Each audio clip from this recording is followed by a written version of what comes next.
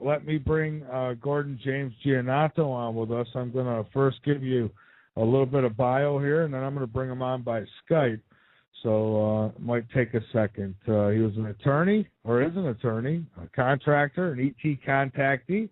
Gordon James Gianninoto had many childhood UFO and ET encounters. He saw his first UFO in 1964, a 1-mile diameter mothership launching 3 saucers over San Juan Harbor, Pearl Harbor. He had his first vision of pole shift in 1973 and a long and detailed dream, and had a waking vision of the same thing in 1988. He realized a pole shift would bring open contact with ETs. And, we keep hearing about how, there's going to be full disclosure, and there's been contact and going to be contact with ETs. And, I'm still waiting, but Gordon says it's coming, and I'm going to bring him on with us here in just a second, adding him to the call. I got some stupid Yahoo toolbar that just popped up on my screen. I don't know where that came from. These things invite themselves. But bringing Gordon on with us here momentarily.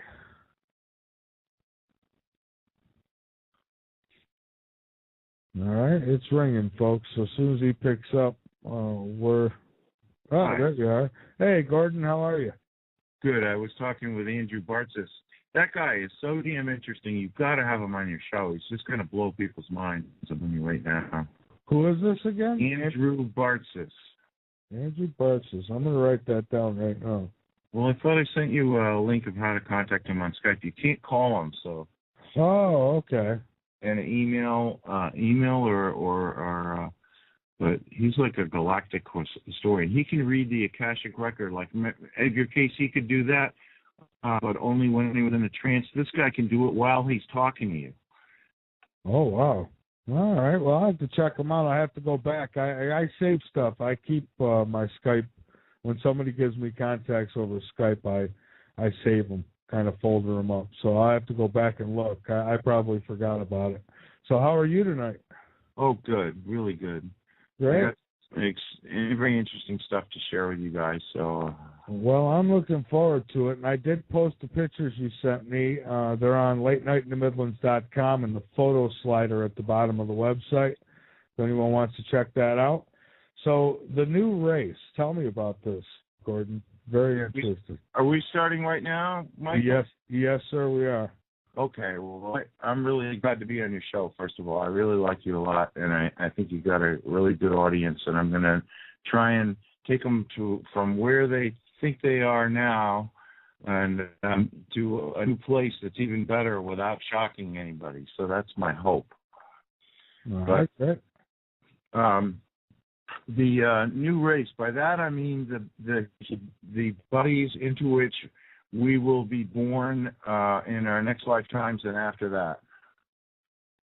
And the reason why I say that is because if you look at the history of the human race, we were really, there's never been a planet anywhere, including the Earth, that something hasn't been going on and somebody else from some other planet didn't want to come and mess with it. I mean, that's just, you see that every day in your own life, wherever you live, that there's always people that want to come and mess with anything and everything. Whatever you're doing, there's people that want to help you, there's people that want to hurt you. And so every planet has people messing with it. So our history goes back millions and millions of years, even though, you wouldn't even think that was possible. Because if you believe conventional science, we came from the Stone Age to here in about 10. Yeah, they say we evolved from apes in about 10,000 years, or less. Mm-hmm. And that's such a ridiculous lie. But there is such a thing as evolution, not the way the scientists would have you believe, and there also is such a thing as higher dimensional beings creating, like angels, and then making adjustments. So the thing is, and I like to start out by explaining what we all are, and we're all part of the Creator. So, in other words, and I'm not saying this is 100% the way it is, but it's really a useful way to look at life. Is that if you were the Creator and you hadn't made the universe yet, and you're sitting there all by yourself, and there's nothing else, and you're thinking, well, I know everything, I could do anything. And really, how can I take my own self to my own next step? I mean, just picture that. You're the Creator. You haven't created anything yet, and you're saying, wow, so what do I do next? And then you get this idea that you could break yourself up into trillions and trillions of parts and create a universe for all of them to experience everything, one little piece at a time. And then eventually, when each part becomes as advanced as all of you was, then you come back together again, and now you're even better. You have taken yourself to your own next step. So what I'm saying is that every single thing, even though there's a lot of beliefs that people have that things are lesser than you are, or they're not important, or whatever. Every single thing around you, every molecule, every atom, every being, every living creature, every plant, every animal, everything is all trying to advance and increase its abilities. And so what happens is you're an eternal soul, but you're born on a physical planet in a physical body. And it's just like if I have two cars, they're identical, and I put one person in one car, one person in the other car, and then I tell them, go take a drive. One of them will be driving as if it's poetry. They'll take every curve just right at the right speed. It'll be a beautiful trip, and the other person will go, a quarter of a mile and crash.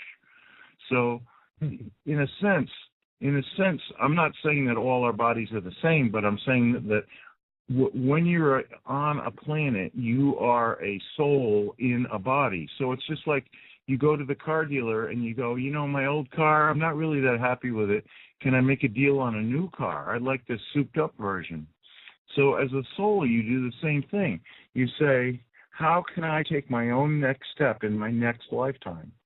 So for that reason, even though, I know that religiously there are a lot of people who think, well, I'm always going to have this body and I'm going to go to heaven and I'm going to be in this body for eternity. Well, just stop right there. Think about it. Would you really want to be in your body just the way you are now? Would you really like to be that way for eternity?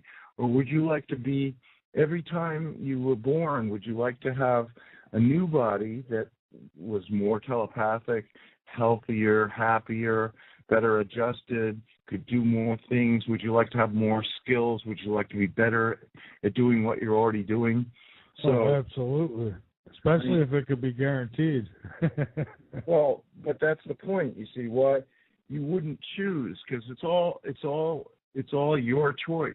But you have lots of angels and guardians and spirit guides, depending on what you want to call them, advanced extraterrestrials, all care about you and how to help you. So they help you make decisions. So, a lot of religions have said, well, this is all there is, this is, but look at it this way. Jesus was not shy about talking about anything that was wrong, whether it was adultery or money changing in the temple. You name it. That guy was not shy.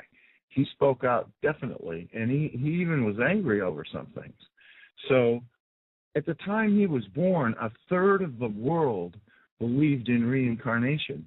And yet you can read the Old Testament and the New Testament all you like, and you will not find a single mention in there of reincarnation. So if reincarnation is a lie, why didn't this guy say, wow, a third of the world is off on the wrong foot? Why why don't you all change? Why don't you stop that? And instead, there's illusions in there, such as my father's house has many mansions. Well, you could translate that to modern English as my father's house has many dimensions, and you're going to live many lifetimes. And there's a connection with what you learn in one lifetime and what you learn in another lifetime. So, I mean, for your listeners, a lot of them are, just ask yourself, what have you done in this lifetime that you're proud of, that was good and constructive, that you could take with you to your next lifetime? Because I've had people say, why aren't you rich? Why haven't you gone to work for Goldman Sachs? You'd probably be a billionaire by now. And they're saying, how come you didn't, do X, Y, or Z that other people do? And my answer for them is, I'm working on stuff that I can take with me to my next lifetime. Very well said. People every day, I mean, a lot of your listeners, I mean, you talk about a lot of the things that are wrong in the world, conspiracies, corruption. It's one sordid story. In fact, if it was a TV channel and you started watching it about life on Earth today in 2013, you'd probably change the channel because it'd be too depressing.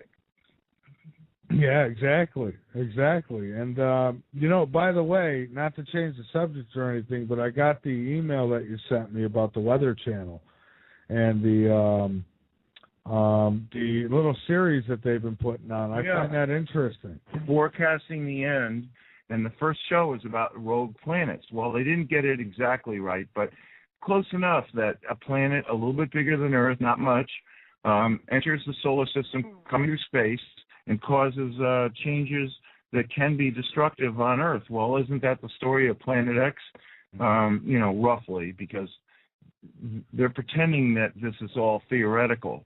So, not to worry. And not only that, they showed some telescopes, and they said, we're still looking, so if anything happens, we'll let you know. And in the meantime, you can just go back to sleep. Yeah, exactly. I wonder if they're going to be replaying any of those. I actually missed it. They replayed them twice last night. I think it was around 11 at night, and then at 2 in the morning. So I've seen the trailers, and very interesting. They're it's kind of scary. They're almost right on. Well, that's what's so interesting is because are they really trying to tell us something? But getting back to because obviously, I've been on your show other times and talked about Planet X and the pole shift, and then after that, there's a dimensional change, and we go to the next dimension up, and that's a dimension a lot of extraterrestrials are already on. So we can't see them. For instance, now my wife, you can't see ghosts, and ghosts are like below our level. And then you've got extraterrestrials and angels that are the next level up. So, and most people can't see them. All they can see is the stuff that's in front of their face. It's like a vibration, isn't it? Right. But my wife, I think partially because she was abused in various ways her whole life, and she grew an antenna that other people wouldn't have grown. But the reason why she grew the antenna is for her self-protection. She's like, okay, who's going to abuse me now, and how am I going to know about it before it happens? So she grew these antennae, and as a result, she can see dead people, and she can also see extraterrestrials. Oh, wow. Is it easy to tell the two apart? Oh, yeah. Like, she was talking to this woman, and the woman was middle-aged, and she had this. There was this dead guy standing behind her with no face, and he was in his 20s, but he had no face. And she said, I hate to say this, but right behind you is a guy standing there with no face, and he seems to love you. He's touching you. And she goes, oh, my God, my son was just killed in a motorcycle accident last week, and he wasn't wearing a helmet. Oh, wow. Wow, yeah, that'd be kind of freaky. How do you get used to something like that, seeing dead people? Well, she doesn't see every dead person, and thank God, because a lot of the people that make a living doing that, they just get pestered nonstop. Yeah. It's like all these people lined up to, like, say something and communicate. excuse me, but she can do that, and she can also see extraterrestrials come right through the wall and sit down on her bed or stand in her room and walk over and touch noses with her. Now, I got some friends that would tell me, "Oh, those are demons. You got to get rid of them." Yeah, well, no. My wife is here. She just said, "Oh no." I heard that. Yeah, but no. You see, the thing is, you've got to understand. I mean, have you ever seen that movie with Clint Eastwood, The Good, the Bad, and the Ugly? Yes, I have. That's going on everywhere. There's the good, the bad, and the ugly. So you don't want to have anything to do with the bad or the ugly. The thing is like attracts like.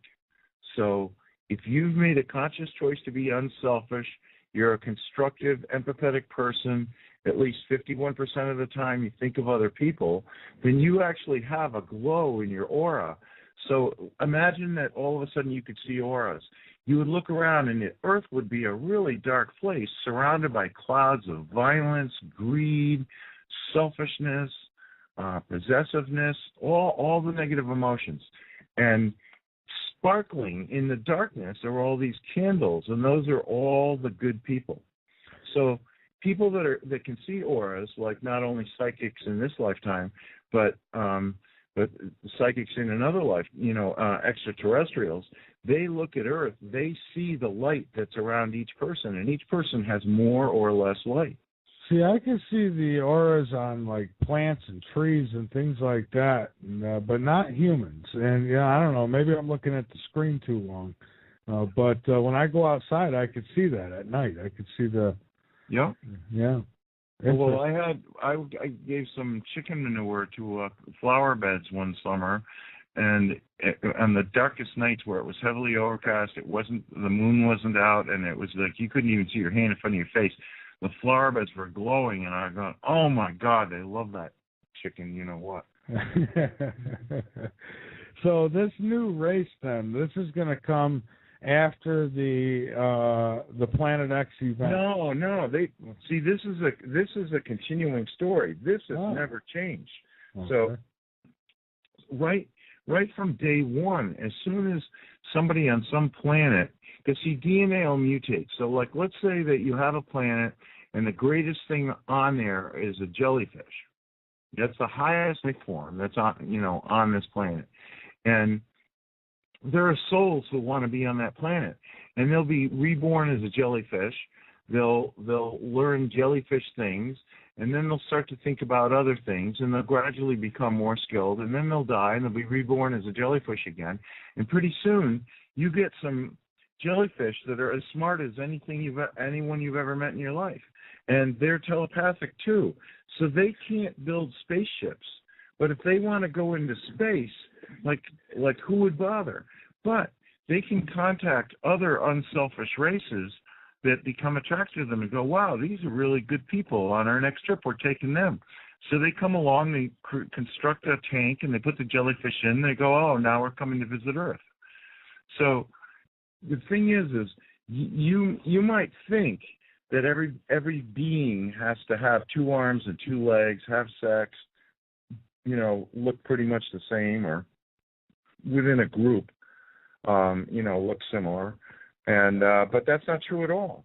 So there are so many different kinds of extraterrestrials that you wouldn't even believe it. There are in a sense, whales are a good example, because how advanced whales and dolphins are. They can speak 3 conversations while they're listening to 3 other conversations. I still think they're the smartest species on the planet, to tell you the truth. Right, and so you don't judge that just because you're looking at it and you're thinking, well, that's just a tree. Well, these days, as soon as the tree gets pretty big, they cut it. But imagine that you're the soul inhabiting a tree. Well, you can't take a walk down to the end of the street. You can't listen to the news. You can't do anything except sit there. But if you've been there for 400 or 800 years, don't you think you'd learn something? I would think so. But then look how long human beings have been here, and we seem to make the same mistakes over and over and over again. Well, in a sense, it looks like we do. But what's happening here is there's a great drama going on, and the drama is that of all the places in the universe, this is the first time that there's ever been a planet that's going to graduate to the next level without everybody dying first. So that's the promise of what's going to happen. When you look in the last book in the Bible, in Revelation, and it says the meek will inherit the earth, and there'll be 1,000 years of peace, what are they really talking about in language in 2013? Like, okay, you know when that was written, and you can imagine what they knew about wasn't what you know about today. But you see, it's a new period is coming in that's different than anything before, and it's a separation, and only the good. And that's because the Earth is so special, because throughout the universe, I mean, we're not even the oldest planet. I mean, the universe is, let's say the universe is 16 billion years old, and the Earth is 4 billion years old. So just imagine who else has come along and evolved as a race, built spaceships, gone everywhere, learned everything, moved on to other dimensions. So when I say that, like, we're third dimensional, you know, I don't want to get into an argument with anybody over it, because yes, you have length, width, and height, and then you have the fourth dimension as time. But I'm not counting time. I'm just saying that we're going to a level that's at a higher vibration, and it's sort of like, you know how we're sitting here talking, but at the same time there are radio and TV signals going through our brains, through our bodies, through our houses. There's shortwave broadcasts. There's satellite broadcasts. Oh, we're being bombarded. Right. So we're in this electromagnetic sea, but you don't. It's not like you're just, unless you have a funny tooth, which I've heard of this. You're not just tuning in and going, oh yeah, there's the sounds of California, 100.3 FM. Oh, I'm listening to the Beach Boys. You know. You don't do that. But the thing is that all these things are here now. It's just that you're focused on this narrow little perspective. But imagine that you could take a step upward. Well, that's what's going to happen. We're about to have a graduation. So things are not going to stay the same after the graduation. The graduation is that every problem from around the universe, that representatives have come to the Earth and fought each other, disagreed with each other, argued with each other, and made up and fixed and figured out a way to resolve every single problem in the whole universe. So, you know, like, you think when you wake up in the morning, oh God, I've got to meet with these people, and oh God, I got to write that letter, and oh God, I got to call these people, and it's like all stress, you know. But if you could be on some of these other planets where nothing stressful has happened in 100,000 years, if they were born in your bed, if they came into your body and they were in your bed in the morning and they woke up thinking they had to do all that, they just killed all those. Well, you know, not for nothing, but there's I read this article the other day about where they're trying to round people up for a one-way trip to Mars, and I'm thinking, boy, you know, if you have all the resources you need, it might not be a bad idea. You know, nice and peaceful, you'll have nothing interrupting you. Right. Well, you know, but you can imagine that the ability of the U.S. government to figure out what you need. You know, what you need, it usually goes far beyond, you know, bacon breakfast. And I think they've already got bases there, and then, you know, when you get there, you're going to become a test subject. That's why you're not coming back. Well, I wouldn't trust the government as far as I could throw them. So, you know, but the thing is that most people, and that's what I was getting at, you know, people have worked all their lives for money and success and power, and the way the world is going right now, they're realizing it's all coming to naught. So, like, all of a sudden, people every day, and I hope most of your listeners are doing this, because there's nothing wrong with it. Ask yourself, what is really important? What is important? You know, and a lot of the things that you thought were important when you were younger, all of a sudden when you're older, they aren't so important.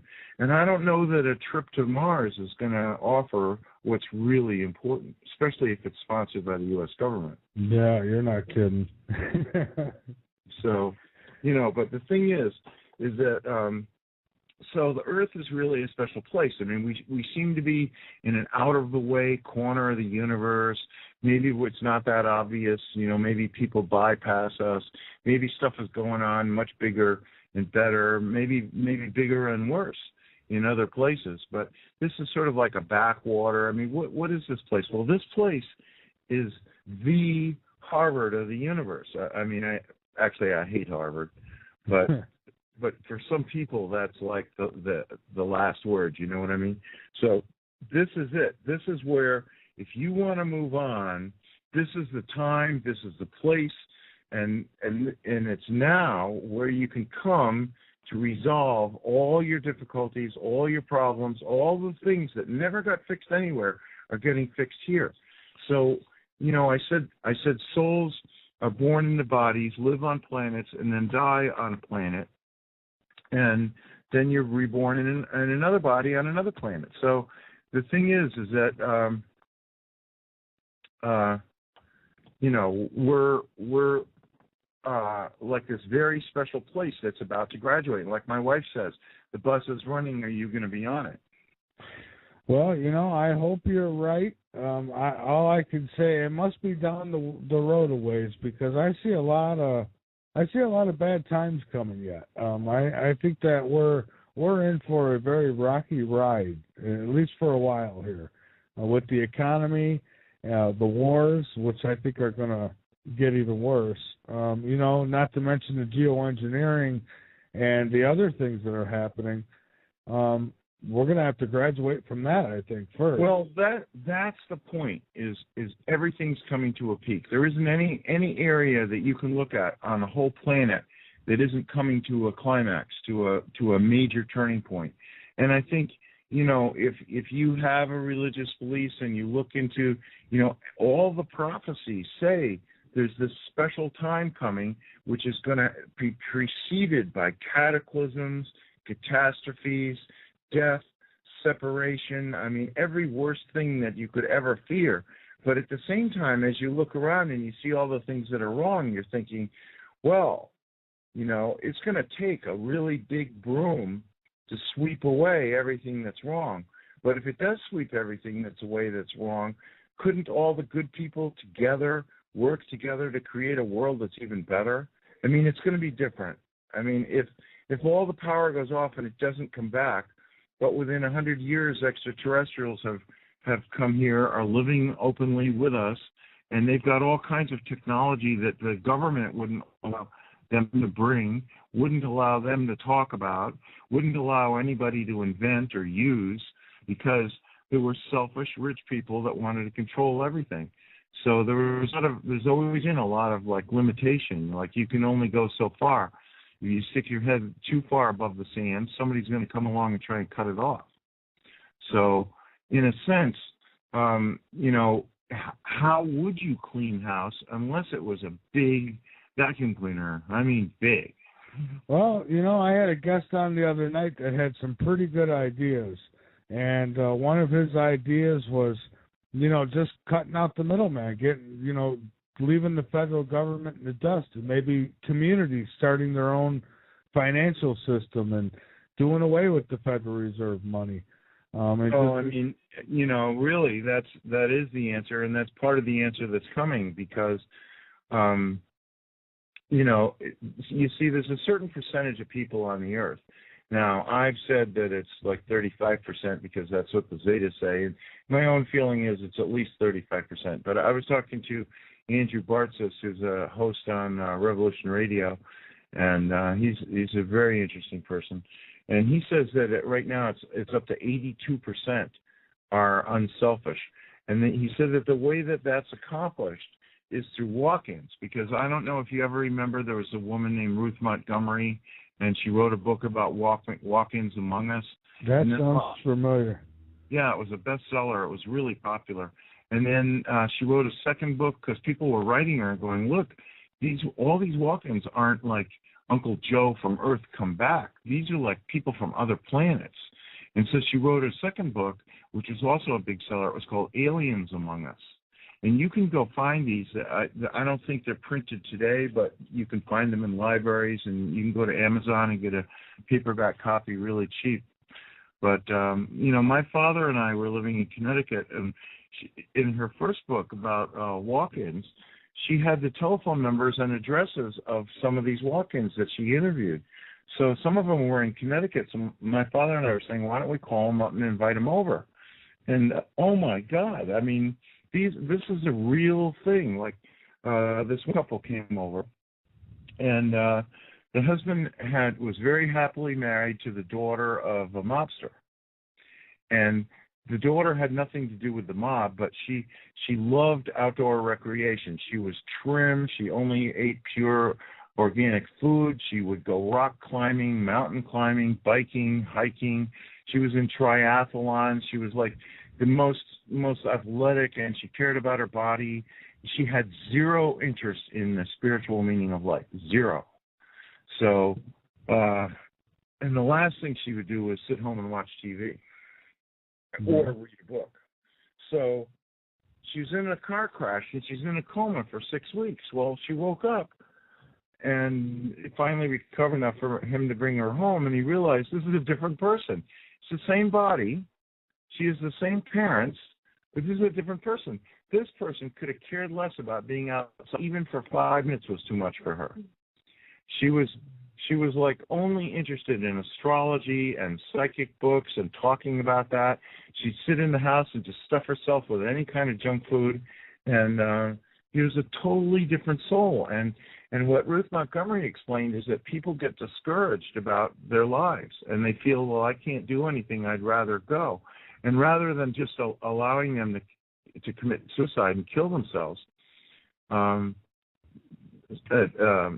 guardians and souls and extraterrestrials would speak to them on the soul level and say, look, we'll heal you as a soul and fix a lot of the pain that you felt, and we'll help you get in your next lifetime to a better situation. But right now, would you be willing to let a more advanced soul take over your body?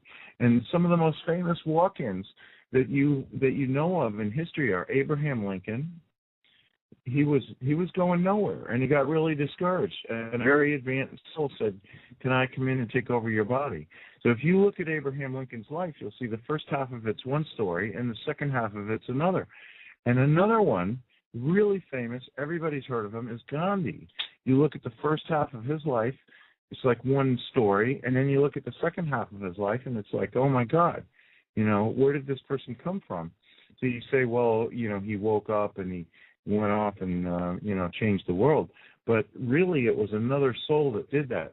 So there's a lot of this going on now, and I had never even considered that it could be up to 82% unselfish. But in any case, the point is, the whole thing is slanted for success.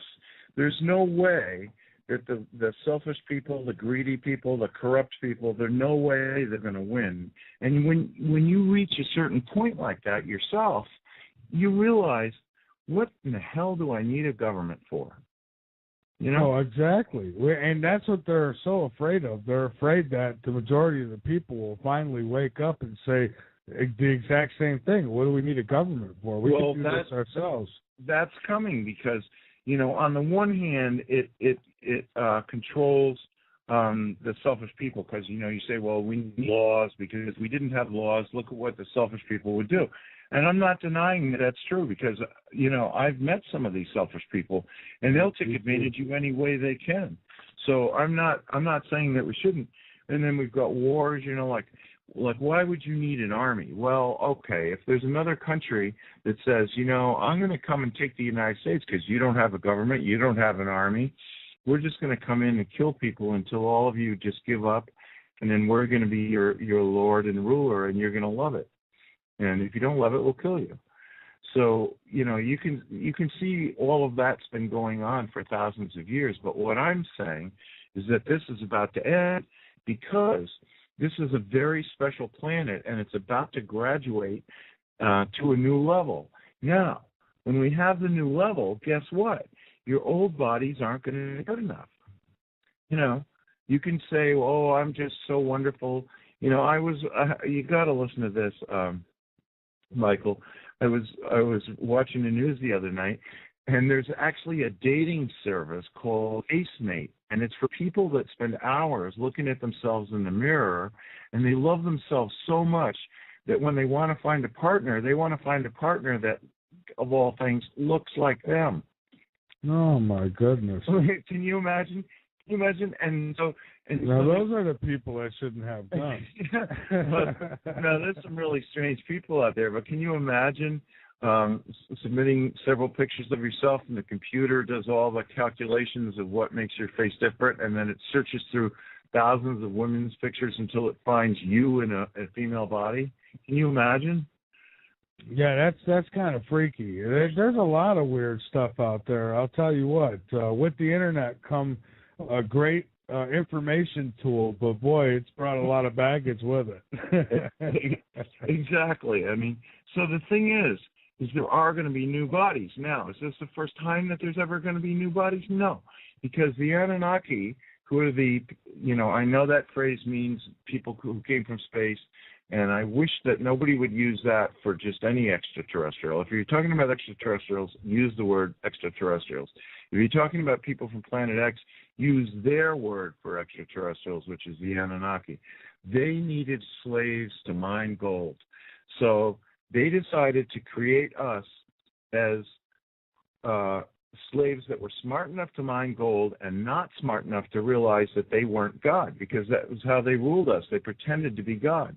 So in the Bible it says there was one Adam and Eve. Actually, there were thousands. And they created all of them. And the king that was in charge of all of this had a base on Earth, and that was the Garden of Eden. And his unselfish brother was in space and goes, hey, wait a minute, this is really awful what you're doing down here. And he showed up and he said, look, he goes, you're not just, he isn't God, my brother isn't God, and you shouldn't be slaves. The only way you're going to find your way back to God is if you leave this slave colony where my brother's got you. And so that's the eating the apple, the tree of knowledge, eating the apple from the tree of knowledge. So of course, because religion wants to control people, they made that seem like a negative story. Well, it was Satan that lured Eve to eat the apple, and because of that, that's the original sin. No, that isn't it at all. What it was we were created as defective human beings so that we would not realize that we're eternal souls. Now, everybody, if you're an eternal soul and you never die, and then you're born and you live and then you die on a planet, all of your lifetimes must be like grains of sand on an endless beach. So the thing is that we were created defective so that we wouldn't know we're eternal souls. Well, how do you know you're an eternal soul? Well, first of all, your soul is anchored in your body, in your heart. There actually, if you could see auras really clearly, you would see that in your heart is this little blue flame, and that's your eternal soul. That's like headquarters. It's not in your brain. It's not in your arms. It's not in any other body parts, which we could name, but we won't. It's not there. No. Where the soul is anchored is in your heart. See, your heart always knows the truth. Your heart always tells you the truth. The heart knows any answer to any question. But we were created defectively. So you have 7 glands. You have 7 energy centers called chakras, and you're like this electromagnetic being. You seem to just be physically here you sit. But I tell you right now, if you ate food that had no energy in it, you would die, because the food which you eat, and I know very few people do this, but if instead of eating it you planted it and it grew, that's what you should be eating. Okay. All right, Gordon, hang on for a moment. Gordon, some are asking where this information came from. So maybe yes, you'd like... Peter. And I'd like to answer that question. And my wife, who is not a night owl, she'd like to talk a little bit, and then she'll go to bed, and I'll continue. Sure. And she's even having some of the babies for the new race, so that's why you want to be listening to what she has to say. But the thing is even as a young child, in my earliest time as a child, I remember extraterrestrials coming to get me when I was 5 years old and taking me somewhere. And when I went there, I was an adult. So I don't know how they did that. And I would go someplace for 3 days with a group of extraterrestrials, and then I would come back maybe an hour later on Earth time. And, I would try and explain to my mother I would just went somewhere for 3 days. And, oh, no, that's a dream. that couldn't possibly have happened. And I, oh, yes, it is. And then we had all kinds of ET experiences as a child, my mother and my brother. Then we saw a huge mothership over San Juan, Puerto Rico in 1964. It was a mile in diameter. It winked in. It was hovering there, glowing bright orange like the top half of a grapefruit. It was flat on the bottom, circular, and the top was hemispherical. And it was about a mile in diameter, and a door opened on the side, and 3 saucers went out one at a time out over the Atlantic Ocean. Then the door closed, and then it just sort of winked out overhead. So I started having all these experiences, and I was thinking, well, you know, see, there's some people that, like, when they hear that, they go, well, I wonder if there's any other cases like that. But there's a National Geographic did a wonderful issue about the explorer genes, that some people have these explorer genes. And I guess I might be one of those, because I never for a moment thought, is there another case like this? I thought, wow, I want to be one of the ones that's in contact with these people. So around 1968, I thought, I am actually going to start working full-time on teaching myself telepathy. And, of course, you know, you can't go to school for that. I mean, you know, where would you go? And who would tell you? And how do you think about thinking? So just think about that. So, you know, this was not, I was like starting out knowing nothing. And around 1971, I learned to concentrate, and I went, wow, this is really a secret, because you eliminate all thought in your mind except one, and then you remain conscious and eliminate even that last thought. So your lower mind reflects your higher mind. And so in that same way, that's how telepathy works. You've got to quiet your mind. You can't be thinking, oh, I got to call my mother, I got to be doing this, got to be doing that. So what started happening is that when I would open my mouth and start, like somebody would ask me a question and I'd answer it, I'm like, oh my God, where did that come from? Because, you know, I didn't know that I knew that. So a lot of that started happening, and then I started actually, in 1988, a saucer from the Pleiades came and took me on board consciously. This was not some unconscious thing. And then after that, I mean, if they speak to me, I hear them. Now, other races like Zetas don't talk, so they don't communicate with talking. But the Pleiadians do talk. If anything, they talk as much as I do. So I can hear them speaking. But when the Zetas talk, I get pictures. But basically, so I've been in touch with extraterrestrials my whole life, and I met Janet 23 years ago, and she's been in contact with the Zetas her whole life. So I guess I was in touch with the Pleiadians, she's in touch with the Zetas. So we gradually realized that even though she was fixed, because before I met her previous boyfriend had her fixed, and she had a cyst on an ovary, and they took the fallopian tubes, so she still has another ovary. They took the ovary and the fallopian tubes, but she still has a perfectly good ovary. That she would start lactating and find herself pregnant, and then 6 weeks later she would pass the afterbirth and it would be over. Well, that by itself is strange, but then she started having dreams of being taken up on flying saucers and visiting her children. And so right now I'd like to introduce everybody to my wife, Janet Stanley. She's done some interviews with some other hosts, not very many. She's not as used to talking on the radio as I am, but she's going to try and tell you some of her experiences so you can see that she's not making this up. So is that okay with you, Michael? Yeah, that's fine. Great. Well, here's Janet. Okay. Hi, Janet. Hi, how are you? All right. How are you doing? Good. Well, as Gordon told you, most of my life I've either seen aliens, or I've dreamt about them, or I've seen the spaceships. And I remember, I think I was probably in my 20s when I started noticing that I didn't think I was pregnant, but I'd give afterbirth later. And I didn't know where the baby was or anything. And, but after a while, I started dreaming I was up on these ships, and they would show me the babies. And some of them were small that they could fit in the palm of my hand. And other ones were, one of them that I met was the daughter, and she was probably, it was my daughter, and probably the size of maybe a 5-year-old, 6-year-old. And she took me for a ride in a spaceship, and she said, "Would you like to go to Mars?" So we were just having a lot of fun, and she was maneuvering the spaceship, and we were talking, and I knew she was my daughter. And she had stringy blonde hair, and she had the slanty gray eyes. Another time I was up, they showed me a son, and they wanted to know if I would like to hold him.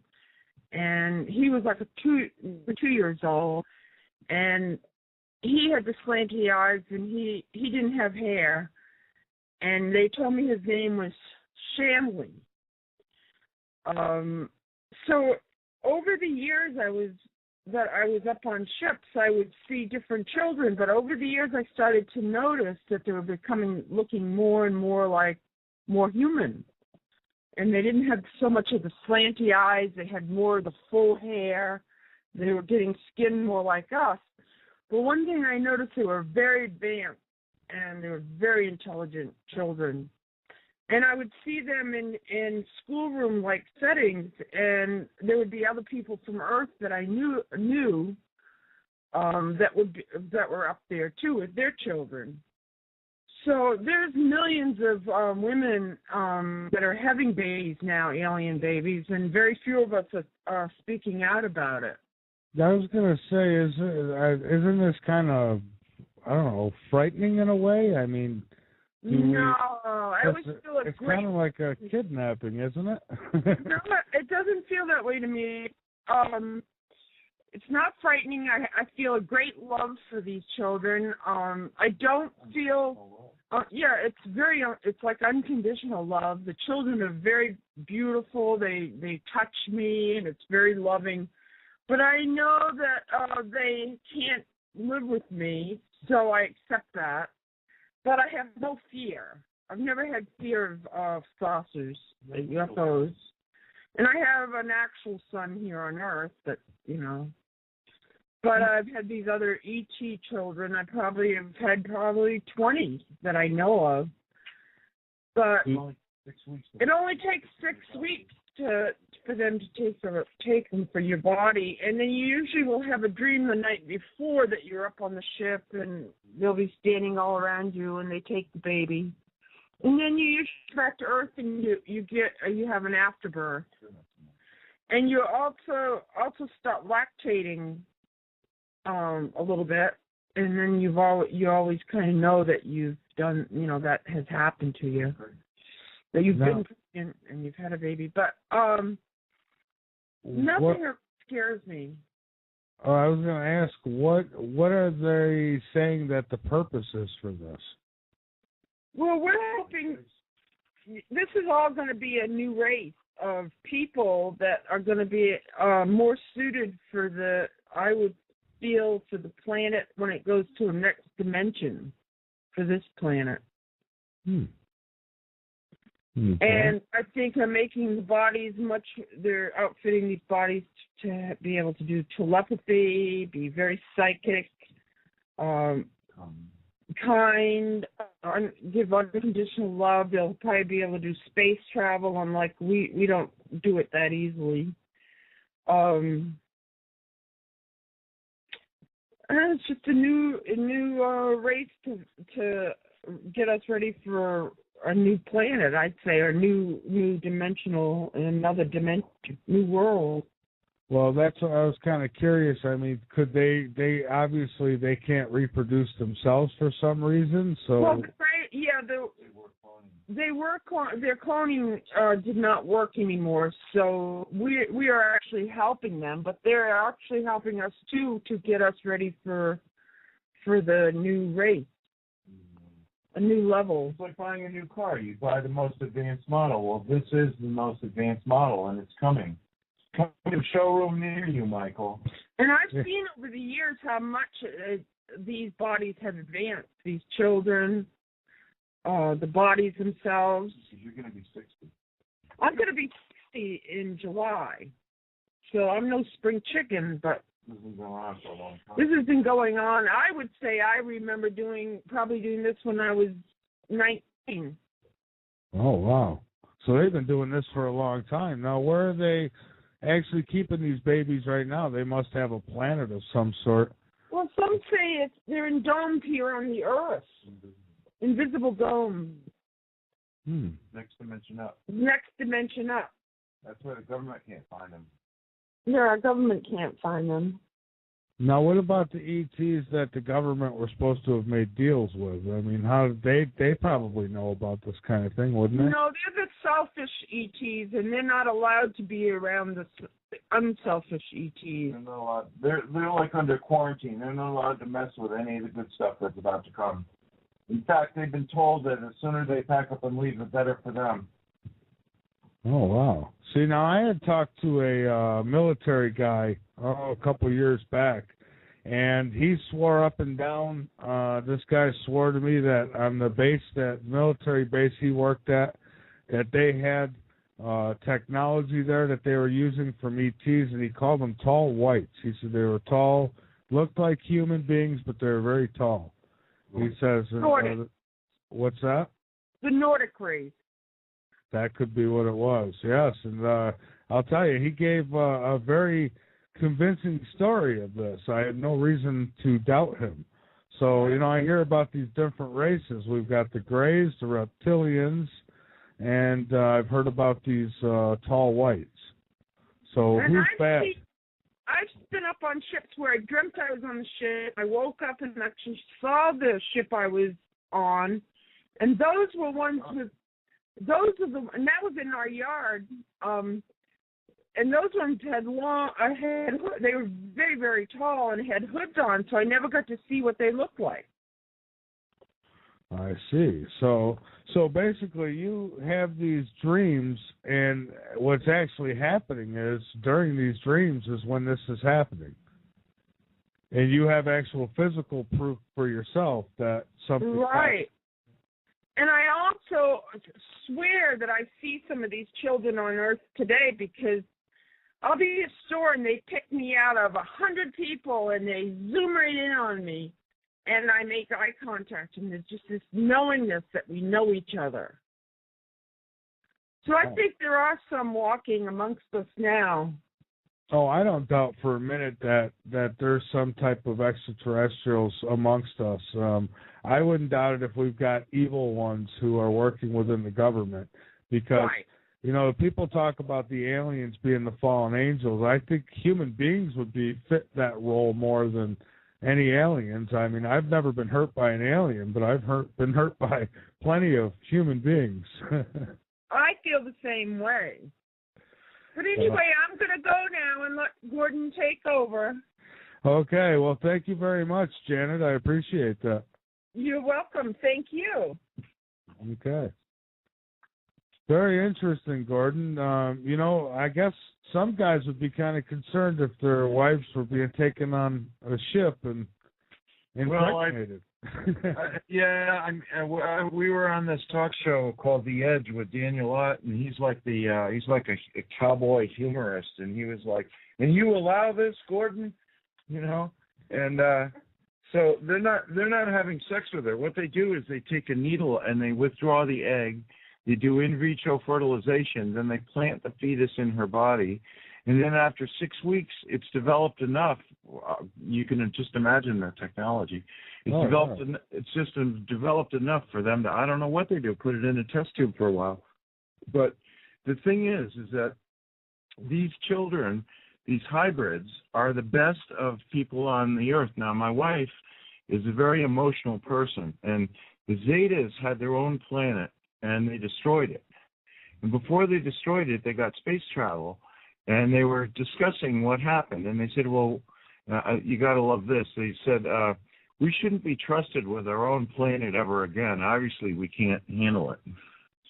So they said, what we should do is we should design the ideal space traveling being that we can clone, that we will be born into, and that's what we'll be after this. And so they designed a body that's completely telepathic, all mental, and they cut emotions out. They actually went into the DNA and found out where feelings were and said, well, we don't need those, because if you have feelings, you end up being jealous and violent and angry, and that's what destroyed our planet. So we're going to cut out all emotions. We're not going to feel anything. It's all going to be thinking, no feeling. And to make sure that we don't have any problem, we're going to cut sex out too. So they went into the DNA and they took out all sex organs. Then they said, well, if we're traveling in space, we're not going to have a lot of food. We ought to cut out You're cutting out on us a little bit there, Gordon. System. No, we're losing you, Gordon. Cars are going. Well, nothing like Skype, huh? Gordon, we're kind of losing you here, but we're coming up on a break in just about 2 minutes here. So why don't we try to get you back in just a minute and see if we can get the connection back. Shows you're still on, but I can't hear you. You're kind of cutting in and out on me. So hang on for a moment. All right, Gordon, we are back. Let's see how the Skype holds up. It looks good. I got silver bars again. I like to kid that I'm on a shared internet, and if my neighbor starts downloading Netflix movies, then that's trouble. Yeah, absolutely. I was saying before the break how I had a woman come to me once and say that I think it was the CIA that came to her and wanted her to carry a hybrid baby. They wanted to impregnate her with it. And, I got to wonder how much of that is actually going on within our own government as well. Well, first of all, I've got to, I guess it's pretty obvious, but if the government comes to you and wants you to do something like that, I'd say forget it. Yeah. So, but you've got to understand, like we've had saucers in our yard, we've had ETs in our yard, we've had ETs in our house. So we have living sort of it's like we woke up and we're living with this. And the thing is you can ask for contact, and you don't want to contact any selfish ones or unpleasant ones. So you say, look, I know there's the good and the bad and the ugly out there. If you're one of the good ones, please contact me and see what you can do about it. Now, Janet and I have never been in danger of like losing our jobs or having the family ridicule us, because in her case, she saw UFOs with her mother as a child, but the rest of the family is not interested at all. In my case, my mother and brother have seen UFOs with me, so it's like I have a lot of family support. But this has become our normal life, is to live this other dimensional life, because my wife is also a shaman. She's part Penobscot Indian, and she does psychic readings for people.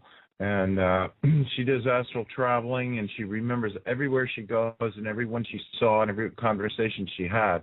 So we've been living a lifestyle that's a little bit different than most people, but yet if that interests you, and I would think that it probably would interest some of you, then ask for contact. But say, look, I only want the good ones. If you're the bad ones, forget it. Stay away.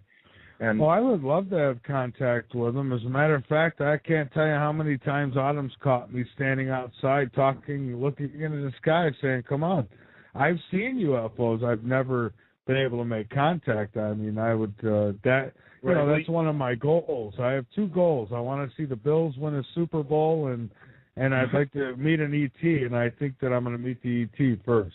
The Bills is a sad story, isn't it? Yeah, absolutely. But, so, the thing is that the human brain is like divided up. We were really created in a kind of frigged up way, and so when an extraterrestrial comes and tries to contact a human, it's like your subconscious says, I know love hurts, so I know you're going to hurt me. How are you going to do it? And then your conscious mind goes, listen, I know you shouldn't be allowed to go through walls and just take me away in the middle of the night. And probably I'm going to report you and have you arrested, because what you're doing really is abducting me, and I don't like it. And then your soul says, I know we're brothers and sisters. How can I help you? So it's like from an extraterrestrial trying to talk to a human, it's like a bomb went off, you know, because you've got the subconscious, the conscious, and then the superconscious or the soul level. So if you really go back to what I said about that, we're all part of the Creator, and wherever we came from, it was the same place, everyone. And wherever we're going back to at our own pace, and you can bet the selfish people are going to take a lot longer to get back than the other people. I heard a guy last night on another show, and he was talking about how we've got to evolve into like super beings, and that's how we will defeat the evil forces on this planet right now. And I have to imagine he's talking about the next plane of consciousness.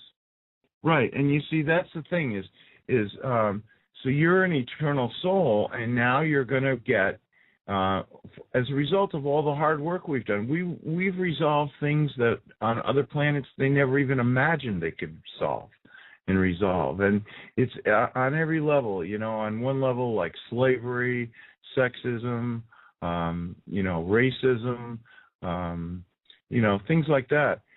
And you look around you and you say, well, they're not solved because they're still going on.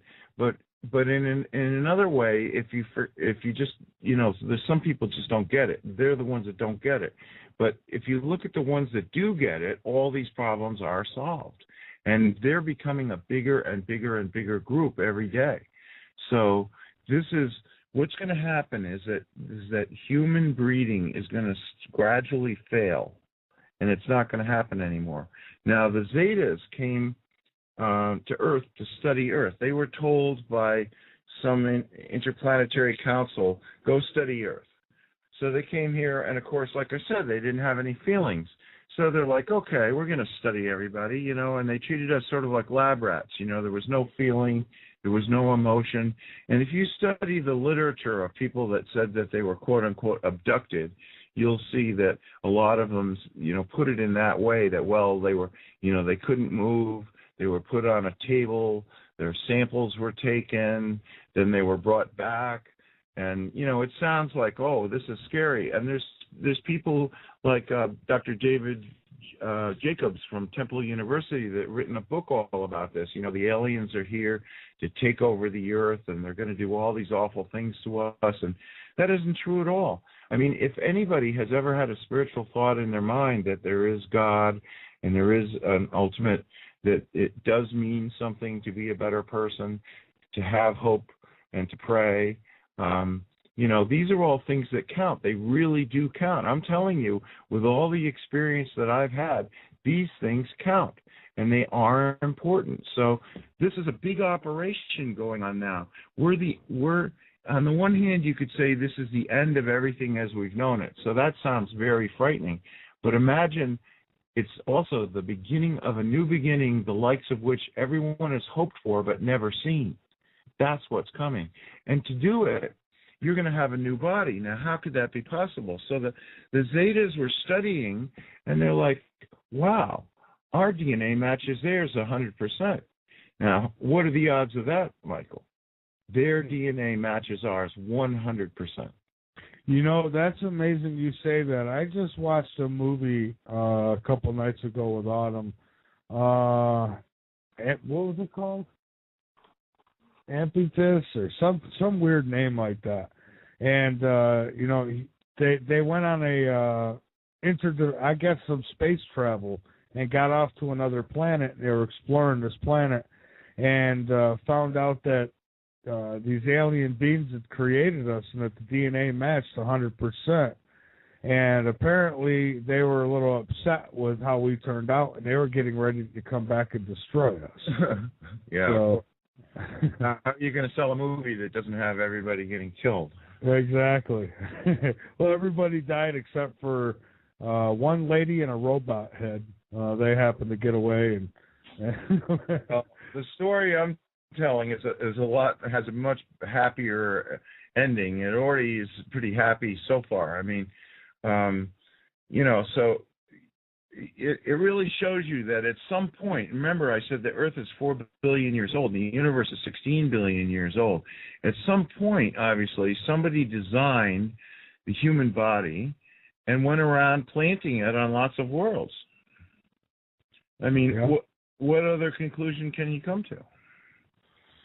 Exactly. I don't believe that all this just, poof, appeared. I don't think it's as unusual as people think it is. I think that we'll find life just teeming throughout the universe, and I think that there's life close by to us. I really do. There's also these other dimensions. So you not only have the physical universe, as much of it as you can see, but the universe is just as big on an infinite number of other levels. So how big is that? And the thing is that as a soul, you're waking up. So right now, you're in this school of hard knocks. Very difficult. I mean, I'm not denying that it's not. It's extremely difficult. But what that is that's attracted the attention of extraterrestrials from all over the universe, even from other dimensions. They all know what a gem Earth is, and how it's about to graduate a class to a whole new level because those people have earned it. And so this is like really exciting. And there are people that it's just like this is the happening place. This is the happening thing. So extraterrestrials, you can call them angels because some of them, from your point of view, really do seem to be angels. So you can call them whatever you want, but they're all here. So even though we have 7 billion people on Earth, it shouldn't be surprising that there's at least 7 billion extraterrestrials here too. And the great thing is they're on the fourth dimension, so they're not eating our food, which is we're getting short of anyway. But the point is, the Earth is about to become a fourth dimensional planet, and then these people are going to be running around in the open or in open contact. And when you die, you don't have to be reborn on Earth. You could go to another planet and be born as an octopus in the ocean. And some people will be, because the one thing that you could point to on Earth where things went wrong is possessions. So ask yourself, are possessions more important than people, or are people more important than possessions? So what would be an easy way for you to help take your next step without complications would be for you to go someplace else and be born as a sea creature. Maybe you'd be born as a dolphin or a whale, maybe as an octopus. But the point is you wouldn't have any possessions to get in your way. Okay, and I got a question here from the chat from Adana. She says, approximately how long between life to the next? Like when you die, I guess, how long before you come back? For various people with like heavy karma, because you see, when you're born, just coming here, you sort of, this isn't the whole story, but it's a lot of the story. You create distortions, so you're not really free to leave until you balance your distortions. So if you create a lot of problems that now have to be worked out one way or another, and believe me, your soul guides and your soul are very creative at figuring out how you could take a next step to balance stuff.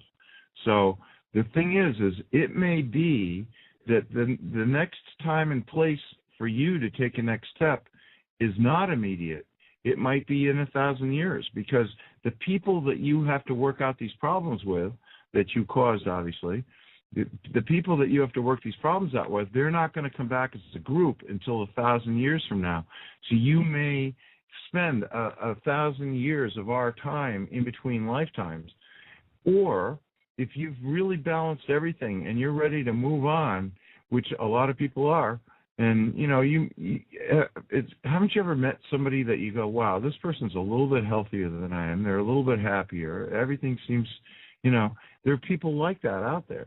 I meet them all the time. I'm like, wow, this person really seems to have it together. Sometimes they know they do, and sometimes they're just being that way, and they don't even know they are. But, there's really wonderful people out there. So the thing is if you've balanced all your karma and you're ready to move on, you could almost be, within a couple of days, a month, a year, be in another body on this planet or some other planet. But most people will choose, because they've been on Earth for so long, they're so connected to it, they want to make sure that this works out the way it should, that the good people win. And so there's a lot of them are going to choose to be born in these advanced Zeta bodies. Now, you think, well, these short little gray creatures with the big eyes, that's kind of strange. But if you went around the world and you selected the oddest group of people you could find, like a 2-foot-tall human or an 8-foot-tall basketball player or a 500-pound woman who's 5 feet tall or some guy with wild red hair, you could line up these people and you could take bets on whether they're from the same planet. And I'm sure that people go, oh, no way these people are from the same planet. But that's how different people can be with the same DNA. So the same thing is true of the Zetas, only they decided they want to emphasize telepathy and mental thinking, and they wanted to de-emphasize digestion, sex, and emotions.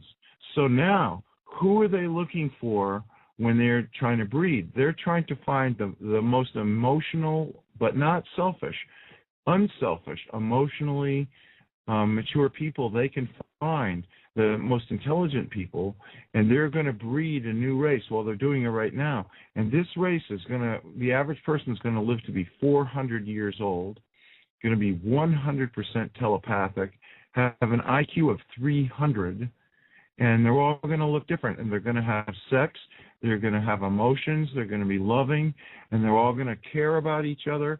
They're going to look at each other and say, well, I know your welfare is connected to mine, so how can I help you? And if you've been watching, if you read the Bible or you've been watching that TV series on the History Channel, just the last episode, Jesus said the most important thing is do unto others as you would have them do unto you. Well, can you imagine a whole world where everybody does that? So that's the graduation. That's what's coming. That's the meaning of this 1,000 years of peace. And what happens after 1,000 years? After 1,000 years, we're going to build fleets of spaceships, and we're going to go out into the universe, and we're going to be known everywhere as the explorer race. And we're going to show up, and people are going to go, who the hell are you? And but before you answer that, look, we have a lot of problems. Can you solve any of them? And we're going to just click our fingers and just say, oh, that's nothing, and this is what you do to resolve that, and this is what you do to resolve this. And so we're going to be known throughout the universe. So we are going to become a space-traveling race, and we're going to leave the Earth in 1,000 years. And what happens after that? Who knows? But the thing is the Earth is not, people on Earth are not 10,000 years old or 5,000 years old or 6,000 years old. There's been drama and civilizations and heights and lows of everything for millions of years. Well, God's got a pretty wicked sense of humor if he gives us 400 years to live and takes away the sex. Well, that's what I'm saying. There's going to be plenty of sex. You can get married, not get married, whatever. The point is that we have a government now that has told the unselfish extraterrestrials, no, you can't land, you can't walk around on the Earth, because then everybody would find out how really selfish the government is, how really selfish the bankers are, how really cruel the military industrialists are, and we would all find out the truth, and then we wouldn't be able to take it anymore, and these people would lose power. So what they did right at the beginning is said, no, you can't land on the White House lawn. No, you can't do this. But if something really huge happens and there's no more government, there's never going to be another government, because the only reason why they don't land is because of the government. So if there's no government, guess what? There's going to be open contact with extraterrestrials. And I've had dreams of this. I wake up and the sky, as far as the eye can see, are filled with saucers. And they're all really nice people. It's just like you don't get along with everyone. Even if people are nice, you don't feel like being their best friends. Some people you really get along with, some people you don't. Well, that's not going to change.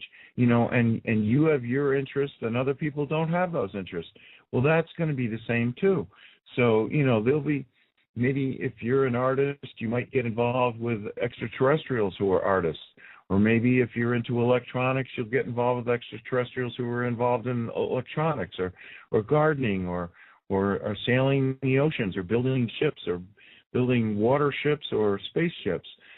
Whatever you want, people that would become historians or experts on human relations, anything you can think of, all of it will be available. But instead of just having the limit of what science has on Earth in 2013, you're going to have the benefit of all the knowledge accumulated from all the civilizations all over the universe.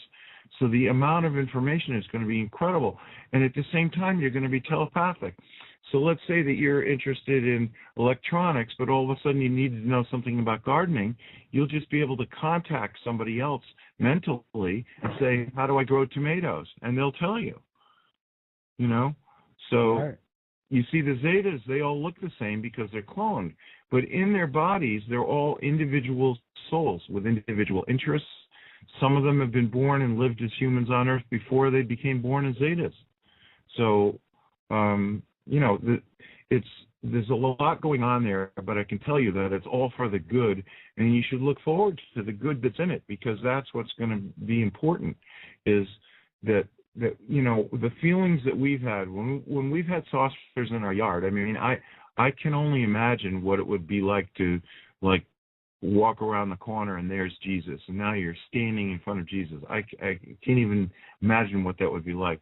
But the thing is that that's the kind of feeling. It's like an awe-inspiring, unconditional love. It's like a spiritual experience standing there, and in front of you in the air, in front of your house, is a flying saucer from another world. And there's nothing frightening about it. They haven't come.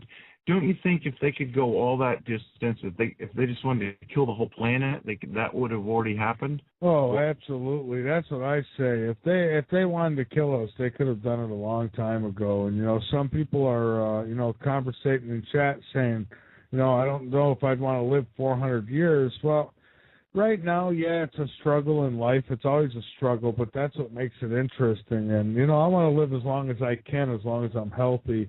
And, I don't know, maybe if I could just have say-so in it, maybe in 200 years I will be sick of being here, and then I want to leave. But I definitely want to live a while longer. You see, in this new period where those are the kinds of people that we're born as, we're going to be able to, we'll be able to get on a spaceship and say, let's go visit the Andromeda Galaxy. You can't do that today. There's no way you can do that today. God, I would be happy visiting the moon right now. I'd like to see what they're hiding. That's the thing is don't limit yourself. I mean, the point is, right now we have so many limitations for so many reasons, and most of them have to do with selfish people messing with you. Just nonstop. Yeah, absolutely. This planet's full of selfish people. That's why we're in the predicament we're in. Exactly. But the thing is that this has been a lot of hardship, that as painful as it is, and it seems like why would you even want that? Yourself that there's a certain number of people out there that if they had the choice, they would just as soon sit on their ass their whole life and not lift a finger to do a single thing. Oh, yeah, absolutely. I mean, we've seen videos of these people. Yeah, and YouTube's full of them, all right? Oh, yeah. So, I'm a vote for Obama. He's giving me a phone. I mean, if we've come to a point where you give somebody something free, and they'll do whatever you want. Exactly, to get more free stuff, though. Yeah, exactly. So the thing is that, it's hardship that causes people to get off the dime and do something. If it weren't for adversity, I mean, how many out of 1 million people, how many people would do anything if they didn't have to do it? You could probably count them on the fingers of 2 hands. Yeah, exactly. We'd have a planet of Jabba the Hutts. I mean, nobody would do anything. Why? I mean, why if you don't have to? Right. Why not just live it up? Now, I've never been one to do that because I'm interested in so many things. I became a lawyer. I studied aerospace engineering. I was going to be a future astronaut. I was interested in astronomy and space science and physics. I was interested in psychology. I've got a degree in psychology. I've done a lot of artwork. I've been a photographer. I've built houses. I've done tile and stonework. I'm half Scottish, half Sicilian. I can cut granite and build granite staircases outside. So there's a lot of things, and I'm endlessly interested. So I never was one of those that sat around waiting, saying, well, I wonder how I can get somebody to service me next. I saw a TV commercial where this guy calls his grandmother and says, can you bring me another grape soda? Yeah. In the same house, Oh yeah, that's society today. It's Mom, the meatloaf. It's right. Yeah, it's unbelievable. I've always been one. I got to be independent. I like to be able to do for myself. I hate depending on anybody else for anything. Well, and the thing is if you get to be that way, you're always going to be disappointed. Yeah, you're not kidding. Honestly, who really wants to go around servicing you full time? Or me? Yeah, right. Exactly. Or any of the listeners, So the thing is that a lot of women are like Janet, and they've had cysts on their ovary, and they can't figure it out. So Janet was really painful. She went to the doctor, and the doctor said, "Oh man, you've only got one ovary left, but it's got giant cysts all over it. I think we're going to have to. We'll wait a few days, but I think we're going to have to remove it." So she came home, and we held hands, and we said, "Look, we know that you've been taking eggs out of Janet using needles, and that's what causes cysts. So now you caused it, you fix it." And the next day she didn't even have a problem. The doctor was like, "Well, how did you fix that?" And she goes, "Oh, it just went away, Yeah. But, so there's a lot of people that are, and also the Zetas and other groups are taking families, parents and their children up on spaceships. As soon as you all go to sleep, they're bringing you up and they're saying, look, this is what's about to happen, and this is what it means, and there's nothing to be afraid of. And look at the technology that we've got. We can solve everything, but the thing is the government won't let us lift a finger right now. But when the governments end, it's going to be a new world.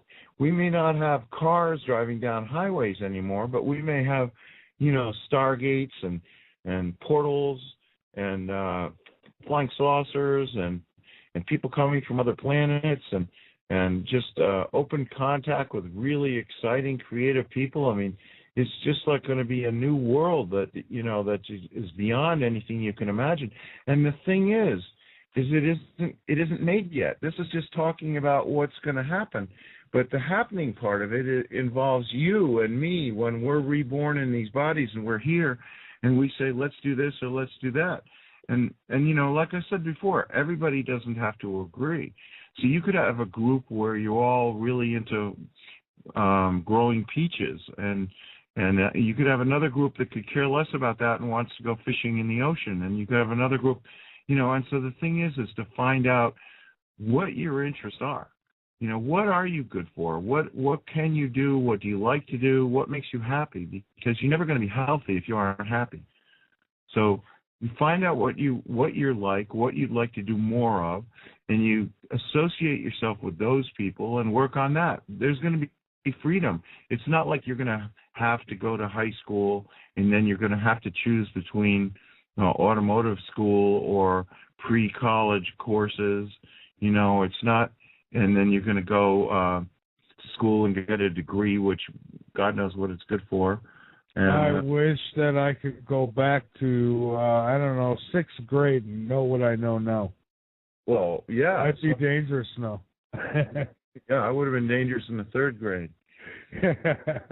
Hey, Gordon, hang on for a moment. We got to take one more break. Gordon, somebody had asked in the chat room how to contact the ETs, and I know you went over that briefly, but they want to know how, if they want to contact ET, how do they go about it? Well, that's what I said, is you ask for contact. It's that simple. You don't have to be outside. You don't have to be looking at the stars. You can be in your living room. You can be in your bedroom. You can say it out loud. You can say it privately. It doesn't matter, because once you form the intention, that's what's required. There's a veil over planet Earth that keeps you from being in touch with them unless you ask. So always, and really that's kind of refreshing, you know, that you're in control of your life. So they can't contact you unless you ask.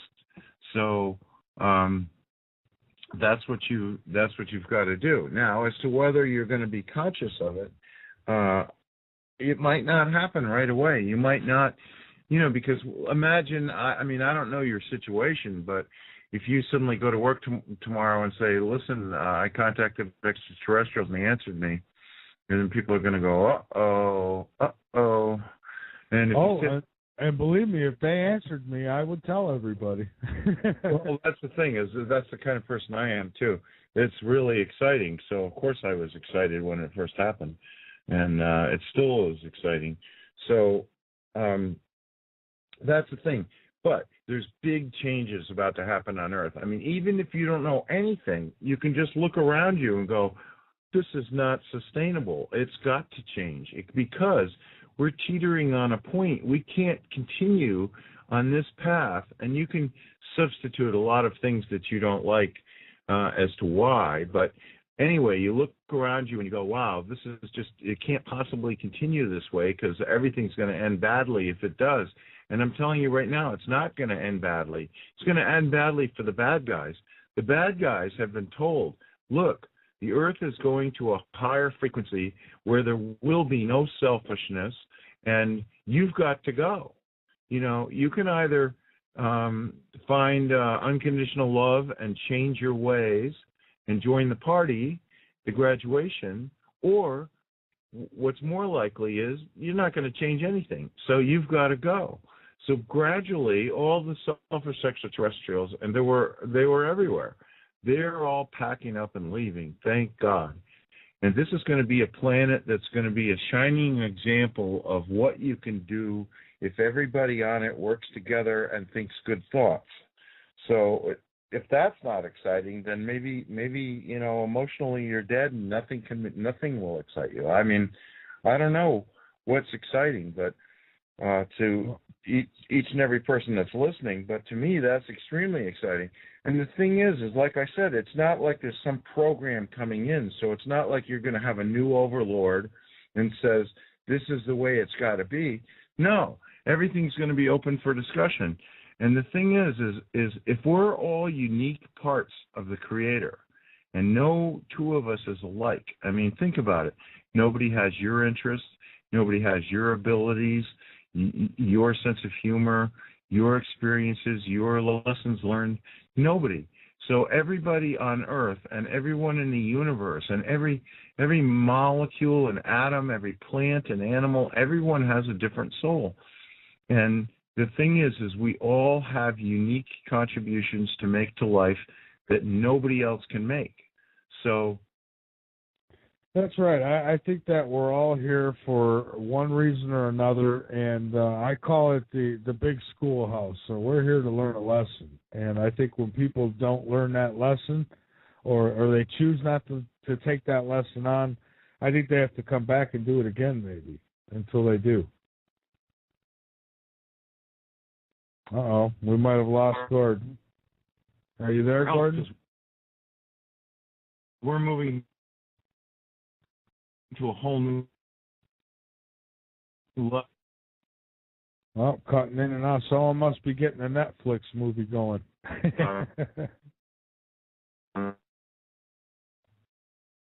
Well, yeah, that's what it looks like. We might have lost Gordon here. We might have to get him on the phone. He's telling me he's got yellow bars, which means somebody's probably uploading Netflix. Autumn, if you would. Autumn's going to get Gordon on the phone. We've got about another 15 minutes here to go, so we're going to finish up with Gordon. And tomorrow night we'll be on for a full 3 hours.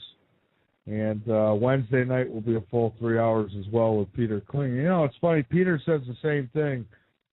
Peter Kling says that in the prophecies that it says that the bad guys will lose. They'll be dealt with. But in the meantime, Autumn's getting you on the she's calling the number there, so she's going to get you on the cell phone, and we're going to finish up that way, I guess. So because the Skype's going in and out here. Oh, there we go. Can you hear me again? Oh, yeah, I can hear you. All right. Well, he's back. Maybe we'll be able to finish on him. Okay. You there? Then you got to call him on him. Yeah, okay. Autumn's getting you on the phone, Gordon. Yeah. Sky, isn't the technology just wonderful?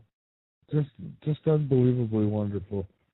We could apparently go to the moon, but we can't get a decent connection sometimes.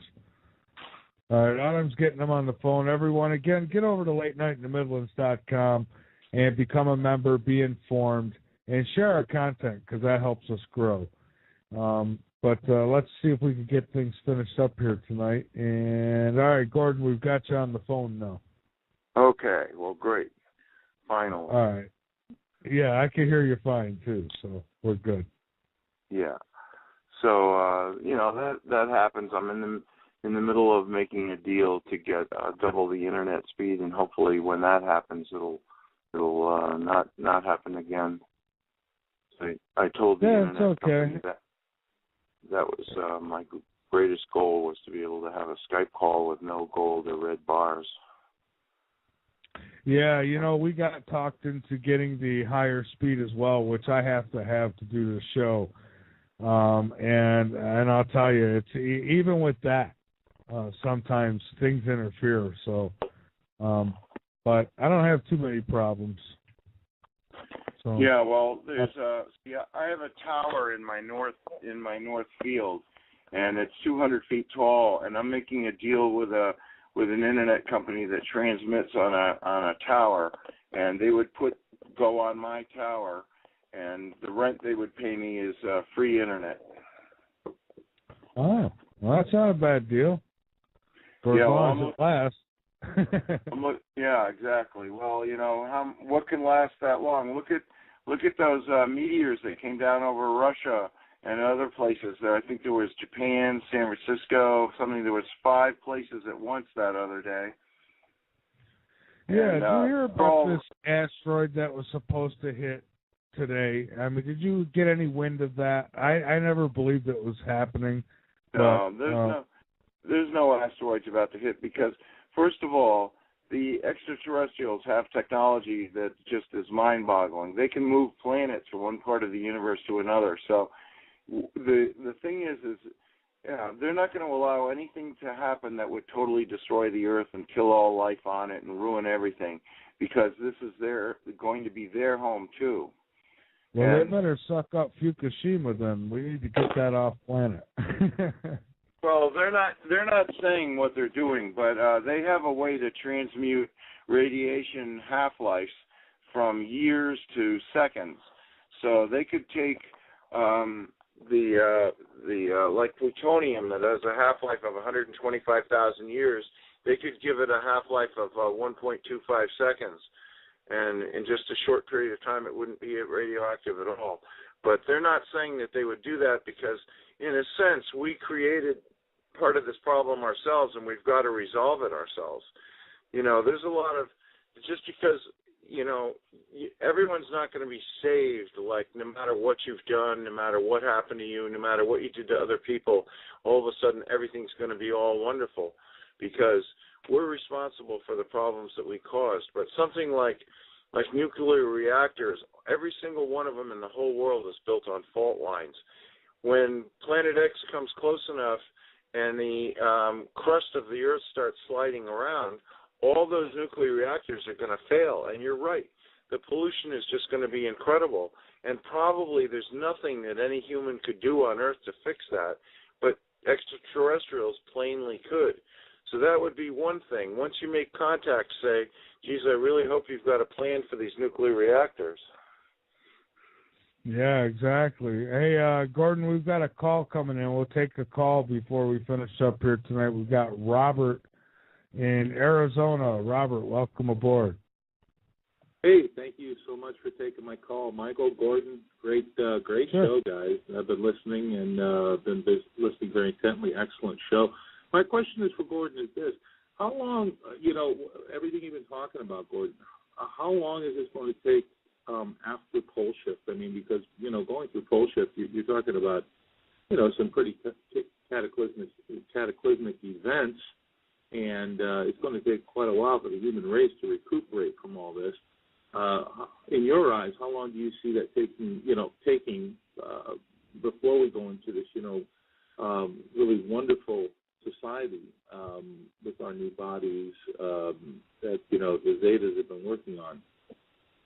Well, thank you, Robert. And by the way, Robert's a dear friend of mine, and it's a great question, and thanks for calling in. I appreciate that.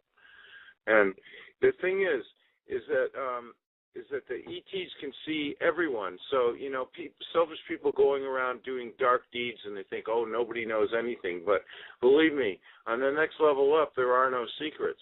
Now, for an unselfish person, that's not a problem. For a selfish person, that's a big problem because they think they're getting away with something that they're not. So the ETs can tell who is a good person and who should be helped or deserves to be helped.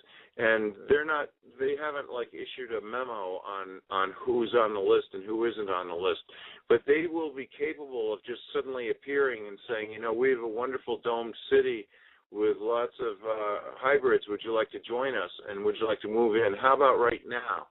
So it's going to be different for everyone. And some people that have a survival community, they may show up a week later and say, here's a battery. And they have said that they do have batteries that have a power density of 2 million watts per cubic inch. And they are permanent batteries. They cannot be opened up, and they never wear down, and they never die out.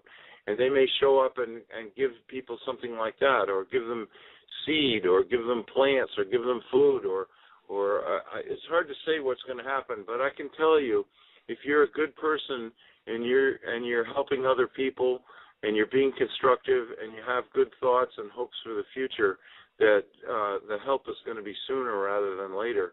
And, if you've got a community or a group of people where there's some selfish people in there, they're not going to come in to help because the selfish people are going to take advantage of you and cause a problem. So the thing is in order to survive the best, you should figure out a group of unselfish people who you get along with, they like you, you like them, and go try and make a fresh start together without any people who aren't quite at your level, and then you can expect that your help is going to be arriving sooner rather than later. Now, some people say, like ZetaTalk.com says, that the change to the next dimension won't happen for 100 years until after pole shift. But it's possible that it may happen a lot sooner than that, and for all I know, it could have already happened, and we don't even know it yet. I have no idea. Honestly, I have no idea, but I do know that it's coming. And when it comes, then there's going to be extraterrestrials everywhere. So I don't really think it's going to be a problem because being that they're unselfish and they're caring and they want to do unto others as they would have others do unto them, as long as there's that kind of feeling going around, I think everything's going to work out. But it is going to be different. There's no doubt about that. Well, thank you, Gordon. I appreciate that. Thank you for answering my question. Great show. Thanks a lot. Thanks, Thank Robert. you so much for the call, Robert. I appreciate it. And Gordon, we've got about another 10 minutes left. Anything that you'd like to get out there before we close out tonight, by all means, go ahead. And if you wouldn't, I was going to say before you go, if you wouldn't mind, maybe throw us a quick update on Planet X too. Okay. Anything that I say about the Zetas, mostly I get from Zeta Talk. Now, when I read Zeta Talk, I'm like, oh, my God, this is true. Oh, my God, that's true. But if I could have been able to say it that exactly, then I would have. But there's a website called ZetaTalk.com, and there's another website called poleshift.ning.com.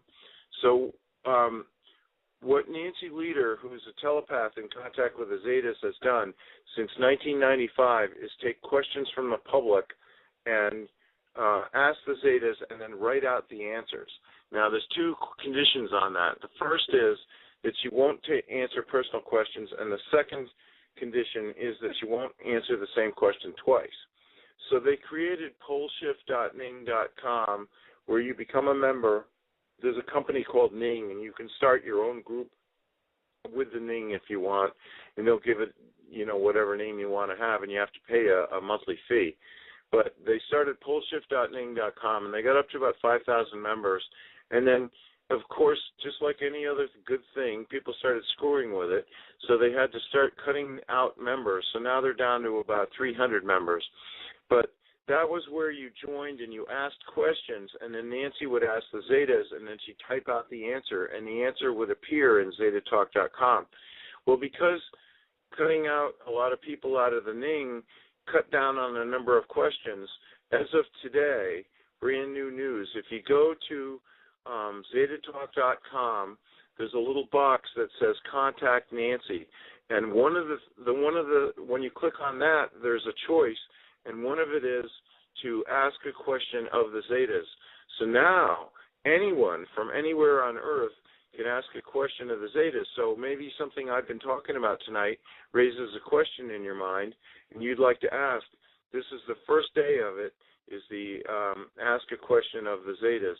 And what Zeta Talk is 39,000 pages, 39,000 web pages of questions from the public for 18 years, since 1995, and the answer that the Zetas gave.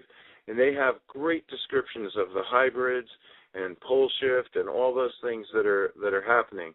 Now, poleshift.ning.com is still important because that's where people go to post pictures of Planet X. And as you said, Michael, the Weather Channel just did a show on rogue planets, which for the first time, NASA 6 months ago said, oh, my God, there is such a thing as rogue planets. Well, I don't know that you could really call Planet X a rogue planet, seeing as how it returns every 3,600 years. But from the point of view of NASA and the public, here comes this planet out of space, comes into the solar system, causes a problem, and then leaves. So I guess that qualifies as a rogue planet. And the Weather Channel just did this show. So what I want to know, and what everyone wants to know, is the president going to announce this? If the planet's been in between the Earth and the Sun since 2003, how can you not announce it? That's my question, is like, if they don't announce it, nobody's ever going to believe a word the government says ever again. So to me, this is sort of a lead up to the possibility of the president announcing that Planet X is in between the Earth and the Sun and about to cause pole shift. But whether he is going to announce it, look, I'm not the president. I don't know. I do know this, and I promise this. If I were president, I would have already announced it. So, but anyway, so that's what you can do, is go to poleshift.ning.com to look at the pictures that have been taken and all the latest news of Earth changes. Great website. You don't have to be a member to read it. And then if you have a question for the Zetas, go to ZetaTalk.com. If you want to know more about what's to happen, where the safe areas are, everything else, it's all in this 39,000-page website. It has its own Google search engine. You're going to love it. Once you start reading, it'll be like one of those books that you can't put down. So, I think that's something that you could be doing. If anything of what I said is interesting to you, then that's a great place to start. Okay. Well, Gordon, thank you very much for spending this time with us tonight. I do appreciate it. And God willing, we'll have many more to go. So thank you so much. I love being on your show. And is this going to be posted to YouTube, or are you going to have a link, an MP3 link, or how can people listen to the show again? Well, I'll have it archived by probably within the next hour after the show ends. It gets archived. And if you'd like, I could send you a link to it. I'd like that. But also, I've noticed that some of the shows I've done with you are on YouTube. Is that because somebody just of their own free will put it there? No, actually, every now and then I get a list of the shows, and when I get time, I I get them up there like on a weekend. I'll throw 3 or 4 up at a time if I can. So yeah, this one is scheduled to go up. Okay, that's good. So it will be in the archives, and then it may or may not be on YouTube someday. It will be. It might not be tomorrow, but within, I usually pick out the best ones. And so far, every time you've been on, it's been a YouTuber. So. Oh well, thank you. So we'll get it up there. Yeah, absolutely. Well, I want as many people as possible to understand what I'm saying. That there's some big changes coming, but actually, if you really look at the whole big picture, they're going to be great. Get your pom-poms and your beads and head out to the street for the parade that's going to go by. Yeah, absolutely. Well, Gordon, we'll get this will be archived, and it will be up on YouTube sometime this week. And I do want to thank you so much. You've been on the show several times, and I enjoy having you. So looking forward to many more. Well, thank you very much, and the best to you and your wife. All right. Have a good one, Gordon, and again, thank you very much.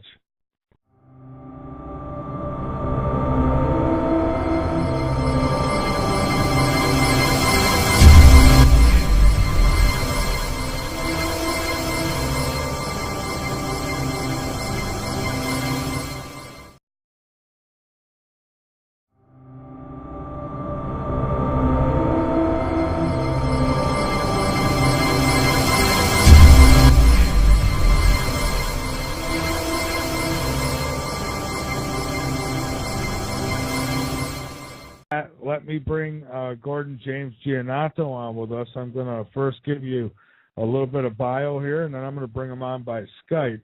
So it might take a second. He was an attorney, or is an attorney, a contractor, an ET contactee. Gordon James Gianninoto had many childhood UFO and ET encounters. He saw his first UFO in 1964, a 1-mile diameter mothership launching 3 saucers over San Juan Harbor, Pearl Harbor. He had his first vision of pole shift in 1973 and a long and detailed dream, and had a waking vision of the same thing in 1988. He realized a pole shift would bring open contact with ETs. And, we keep hearing about how, there's going to be full disclosure, and there's been contact and going to be contact with ETs. And, I'm still waiting, but Gordon says it's coming, and I'm going to bring him on with us here in just a second, adding him to the call. I got some stupid Yahoo toolbar that just popped up on my screen. I don't know where that came from. These things invite themselves. But bring Gordon on with us here momentarily.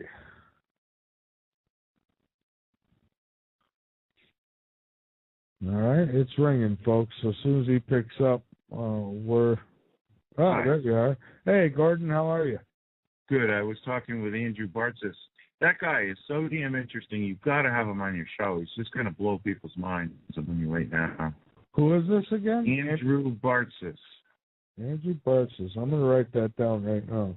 Well, I thought I sent you a link of how to contact him on Skype. You can't call him, so. Oh, okay. And an email or but he's like a galactic historian. He can read the Akashic record. Like Edgar Cayce, he could do that, but only when he was in a trance. This guy can do it while he's talking to you. Oh, wow. All right. Well, I have to check them out. I have to go back. I save stuff. I keep my Skype. When somebody gives me contacts over Skype, I save them, kind of folder them up. So I have to go back and look. I probably forgot about it. So how are you tonight? Oh, good. Really good. Great. It's very interesting stuff to share with you guys. So. Well, I'm looking forward to it. And I did post the pictures you sent me. They're on latenightinthemidlands.com and the photo slider at the bottom of the website, if anyone wants to check that out. So the new race, tell me about this, Gordon. Very interesting. Are we starting right now, Mike? Yes, sir, we are. Okay, well, I'm really glad to be on your show, first of all. I really like you a lot, and I think you've got a really good audience, and I'm going to try and take them from where they think they are now and to a new place that's even better without shocking anybody. So that's my hope. All right, good. Other people do. And my answer for them is I'm working on stuff that I can take with me to my next lifetime. Very well said. You know, people every day, I mean, a lot of your listeners, I mean, you talk about a lot of the things that are wrong in the world, conspiracies, corruption. It's one sordid story. In fact, if it was a TV channel and you started watching it about life on Earth today in 2013, you'd probably change the channel because it'd be too depressing.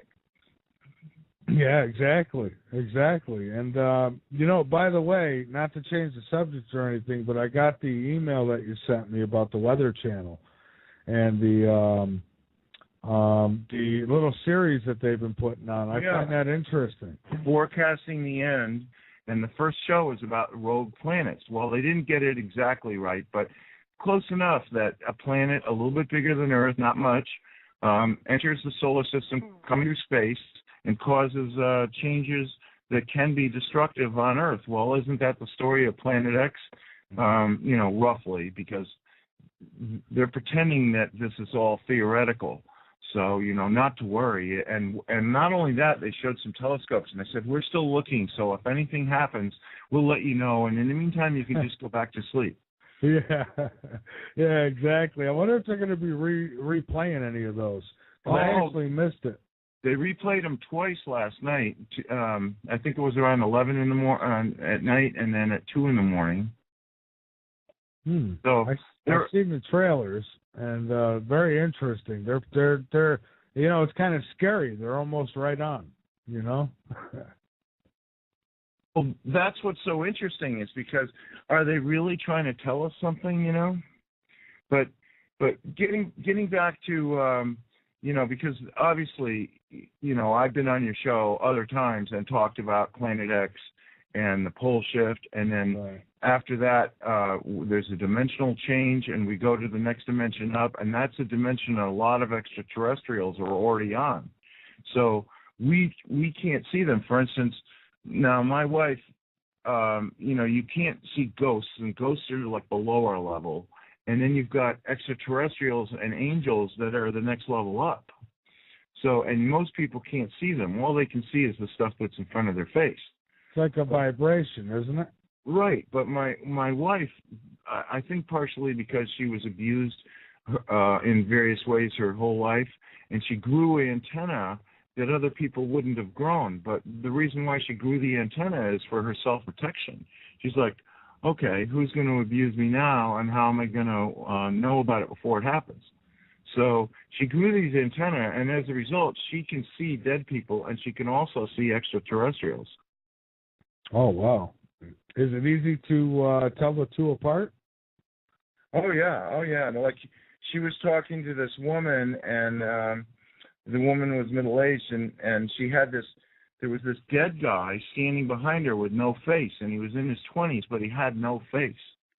And she said, I hate to say this, but right behind you is a guy standing there with no face, and he seems to love you. He's touching you.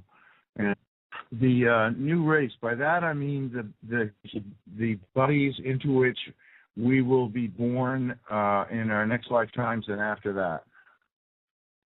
And the reason why I say that is because if you look at the history of the human race, we were really, there's never been a planet anywhere, including the Earth, that something hasn't been going on and somebody else from some other planet didn't want to come and mess with it. I mean, that's just, you see that every day in your own life, wherever you live, that there's always people that want to come and mess with anything and everything. Whatever you're doing, there's people that want to help you, there's people that want to hurt you. And so every planet has people messing with it. So our history goes back millions and millions of years, even though, you wouldn't even think that was possible, because if you believe conventional science, we came from the Stone Age to here in about 10. Yeah, they say we evolved from apes. In about 10,000 years, or less. Mm-hmm. That's such a ridiculous lie. But there is such a thing as evolution, not the way the scientists would have you believe, and there also is such a thing as higher dimensional beings creating, like angels, and then making adjustments. So the thing is, and I like to start out by explaining what we all are, and we're all part of the Creator. So in other words, and I'm not saying this is 100% the way it is, but it's really a useful way to look at life. Is that if you were the Creator and you hadn't made the universe yet, and you're sitting there all by yourself, and there's nothing else, and you're thinking, well, I know everything, I could do anything, and really, how can I take my own self to my own next step? I mean, just picture that. You're the Creator, you haven't created anything yet, and you're saying, wow, so what do I do next? And then you get this idea that you could break yourself up into trillions and trillions of parts and create a universe for all of them to experience everything, one little piece at a time. And then eventually, when each part becomes as advanced as all of you was, then you come back together again, and now you're even better. You have taken yourself to your own next step. So what I'm saying is that every single thing, even though there's a lot of beliefs that people have that things are lesser than you are, or they're not important, or whatever. Every single thing around you, every molecule, every atom, every being, every living creature, every plant, every animal, everything is all trying to advance and increase its abilities. And so what happens is you're an eternal soul, but you're born on a physical planet in a physical body. And it's just like if I have two cars, they're identical, and I put one person in one car, one person in the other car, and then I tell them, go take a drive. One of them will be driving. She goes, oh, my God, my son was just killed in a motorcycle accident last week, and he wasn't wearing a helmet. Oh, wow. Wow, yeah, that'd be kind of freaky. How do you get used to something like that? See dead people. Well, she doesn't see every dead person, and thank God, because a lot of the people that make a living doing that, they just get pestered nonstop. Yeah. It's like all these people lined up to say something and communicate. Excuse me, but she can do that, and she can also see extraterrestrials come right through the wall and sit down on her bed or stand in her room and walk over and touch noses with her. No, I got some friends that would tell me, oh, those are demons. You got to get rid of them. Yeah, well, no. My wife is here. She just said, oh, no. I heard that. Yeah, but no, you see, the thing is, you've got to understand. I mean, have you ever seen that movie with Clint Eastwood, The Good, the Bad, and the Ugly? Yes, I have. That's going on everywhere. There's the good, the bad, and the ugly. So you don't want to have anything to do with the bad or the ugly. The thing is like attracts like. So if you've made a conscious choice to be unselfish, you're a constructive, empathetic person, at least 51% of the time you think of other people, then you actually have a glow in your aura. So imagine that all of a sudden you could see auras. You would look around and the earth would be a really dark place surrounded by clouds of violence, greed, selfishness, possessiveness, all the negative emotions. And sparkling in the darkness are all these candles, and those are all the good people.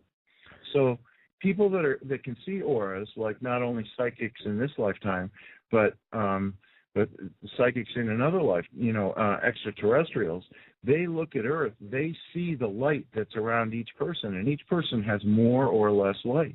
See, I can see the auras on like plants and trees and things like that, but not humans. And I don't know, maybe I'm looking at the screen too long.